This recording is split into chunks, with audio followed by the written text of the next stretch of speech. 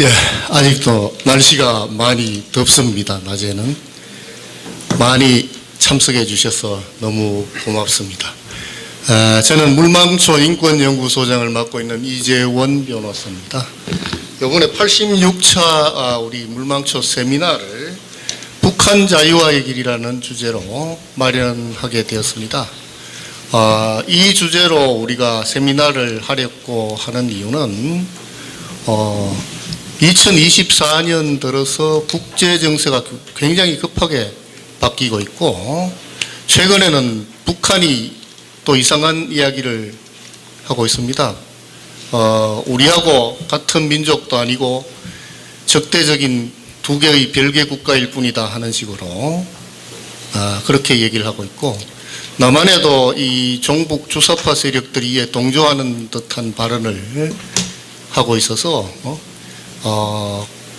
한반도를 둘러싼 내외적인 정세가 굉장히 좀 심상치 않은데, 이게 과연 어떤 의미와 조짐을 갖는 것인지 전문가분들을 모셔서 좀 점검을 하고 들어봐야 되겠다, 그런 시간을 가져야 되겠다 해서 이 세미나를 준비하게 되었습니다.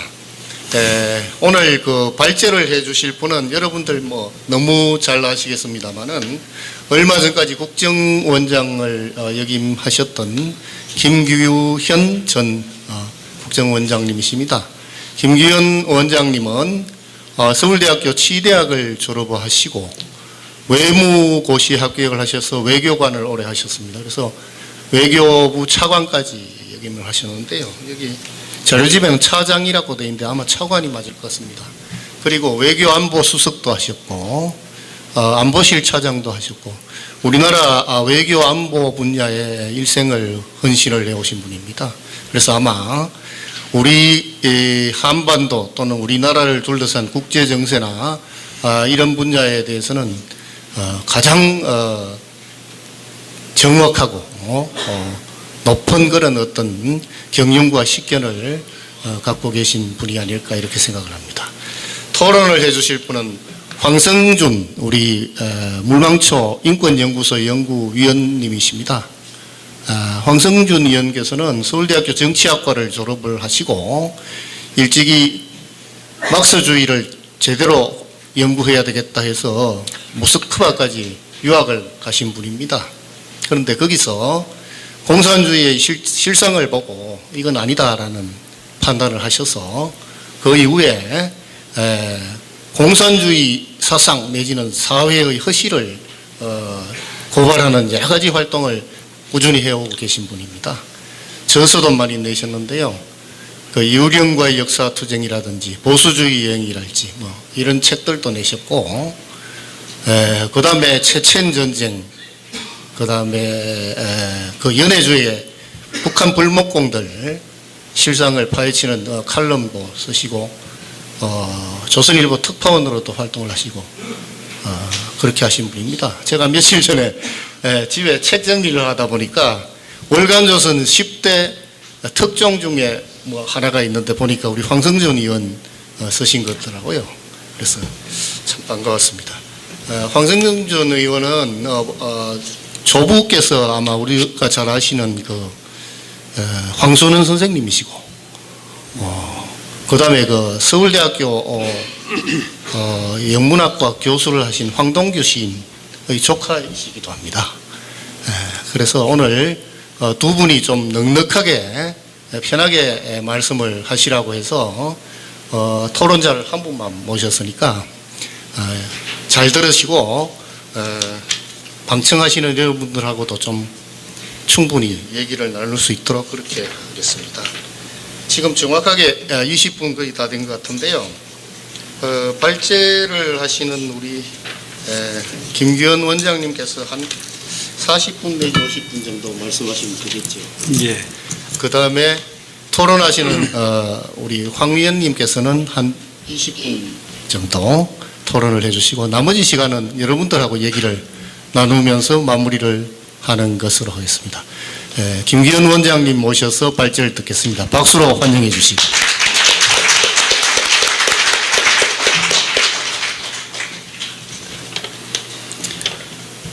제가 이제 여러분들과 나누고자 하는 저의 생각은 왜 우리는 통일이라는 것 대신 저 개인적으로는 자유화라는 말을 좋아하고 또 우리가 앞으로 자유화라는 그러한 어떤 기치 아래 통일을 향한 우리의 발걸음을 디뎌야 하는가, 그런 것에 대한 말씀을 드리고, 이어서 이제 최근에 북한 상황이 어떤가, 거기에는 이제 정치적 상황도 있고 또 경제적 상황 그리고 사회적인 현상에 대해서 짚어보고, 그리고 김정은 정권이 가지고 있는 취약성에 대해서 또 저 나름대로의 생각을 말씀드리고, 그러한 상황에서 우리가 북한 자유화를 위해서 무슨 일을 어떻게 해야 될지에 관해서 소견을 나누고자 합니다.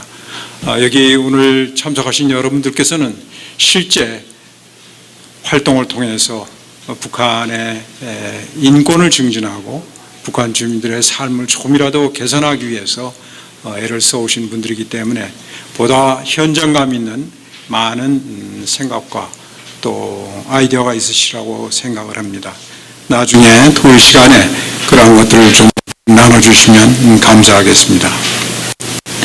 잘 아시다시피 우리는 남북관계가 6.25 전쟁 이후에 사실상 적대적으로 동결이 되어 오다가 72년 7.4 공동성명으로 남북 간의 통일의 방안에 대한 합의를 보았습니다.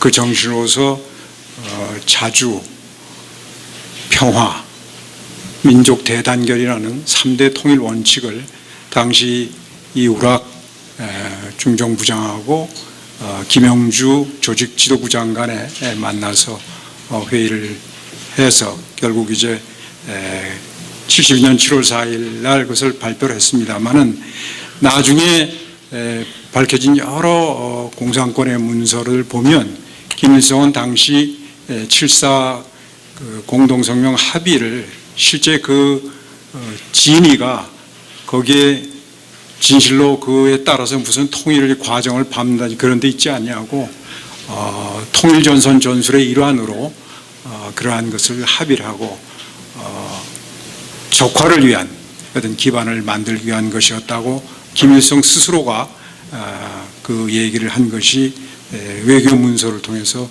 확인이 되고 있습니다. 어쨌든 그 이후에 우리 정부의 통일에 관한 논의가 항상 이런 7.4 공동성명의 정신을 바탕으로 해서 이어져 왔던 것은 사실입니다.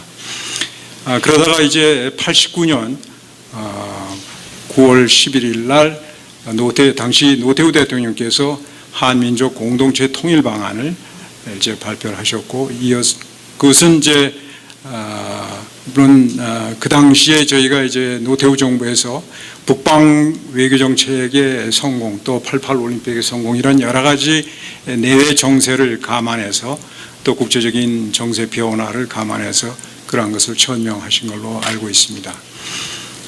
그러한 것들이 이제 이어져 오다 저희 정부의 현재 공식적인 통일 방안은 94년 8월 15일 당시 김영삼 대통령께서 8.15 경축사를 통해서 발신 민족 공동체 통일 방안이 이제 그 이후에 우리 정부의 공식적인 통일 방안으로 유지되어 오고 있습니다.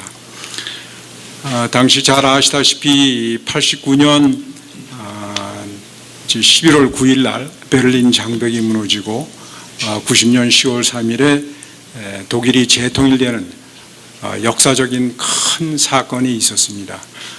그 91년 12월 25일에는 이제 소련이 붕괴함으로써 26일에 소련이 붕괴함으로써 동서냉전의 그런 시대는 끝을 막을 내리게 됩니다. 그래서 또 남북 간에는 남북 기본 합의서를 92년에 또 체결도 하고 우리 이동복 선생님께서 그런 과정에 대해서 누구보다도 잘 알고 계신 내용인데, 어쨌든 그러한 여러 가지 국내외 정세를 감안해서 김영삼 대통령 시절에 민족 공동체 통일 방안이 천명이 되었습니다. 그러나 잘 아시다시피 그러한 우리의 통일 방안에도 불구하고 사실상 남북 간에 실질적인 통일을 향한 큰 진전은 없었습니다. 아시다시피 김대중 대통령 시절에 2000년에 남북 간에 낮은 단계 연방제 통일이라는 그런 합의를 했습니다만 사실 서로 다른 어떤 이념과 또 정체를 가진 두 개의 정치적 파리티가 정치적 어떤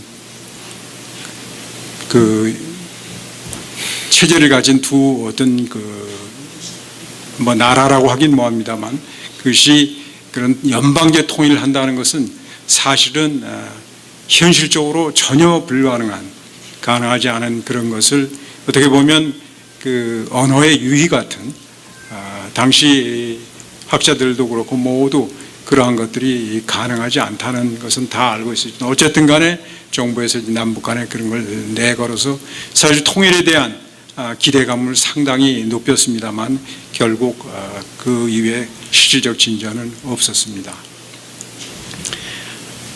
또한 이제 박근혜 대통령 정부의 시절에 이제 통일준비위원회라고 해서 통일에 대한 상당한 어떤 그 현실적인 준비가 필요한 상황이다라는 판단하에 그러한 통일준비위원회를 발족을 해서 여러 가지 분야에 대해서 통일준비에 관한 필요한 사항들을 실무적인 걸 다 점검을 하고 또 했습니다마는 사실 그것도 그 이후에 특별한 우리가 실질적인 진전을 보지는 못했습니다.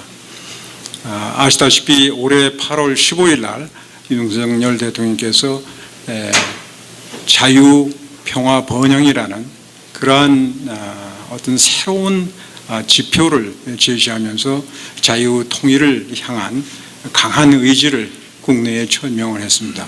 그래서 이것은 제 생각에는 7.4 공동성명에서 얘기한 자주 그런 를 중심으로 한 민족 대단계라는 그런 것을 벗어나서 분명하게 우리가 자유민주통일이라는 기치를 정부 차원에서 천명한 굉장히 뜻깊은 어떤 방향의 전환이다 이렇게 보고 있습니다. 이러한 정부의 그런 지속적인 통일에 대한 정책 발표 그리고 이러한 담론, 사회적 담론이 있었음에도 불구하고 사실상 통일에 대한 국민의 지지는 날이 갈수록 낮아지고 있습니다. 그 서울대학교 통일연구소에서 조사한 그런 내용을 보면 2023년에 조사가 됐습니다만 그 결과를 보면 2007년도에 통일이 매우 필요하다라는 그 조사 대상자의 34.4%가 그렇게 응답을 했고 또 약간 필요하다라고 하는 사람은 29.4%. 그래서 2007년도에는 우리 뭐 이건 표본입니다. 어쨌든 간에 63.8%의 분들이 우리 국민들이 통일을 지지하는 것으로 이렇게 나타났습니다. 그러나 2023년 통계를 보면 조사 내용을 보면 매우 필요하다는 게 15.3% 그리고 약간 필요하다는 게 28.6%에서 43.9%가 통일을 지지하는 것, 즉 과반 이하로 통일에 대한 지지도가 떨어진 것을 알고 있습니다. 그리고 2007년에서 2023년까지 보면 약 20%의 통일 지지도의 감소를 볼 수 있습니다. 특히 이 세대별 지지도를 보면 19세에서 29세까지는 통일을 지지하는 그 응답자가 8.2%밖에 안 됩니다. 그리고 그냥 현상 유지가 좋다. 통일 그런 건 난 관심이 없다. 이런 제가 56.8%라는 굉장히 높은 비율을 보이고 있고 30대에서는 지지하는 비율이 10% 그리고 관심이 없고 현상 유지가 좋다는 게 45%. 그리고 40대에는 지지한다는 게 13.8% 그리고 현상 유지가 36.8%입니다. 그래서 이걸 볼 때 우리 사회에 지금 이제 자라는 젊은 세대들은 통일에 대해서 갈수록 관심이 없고 또 현상 유지 그리고 그러한 통일에 대한 담론에 대해서 별로 반응을 안 보이는 그러한 현상을 볼 수가 있겠습니다.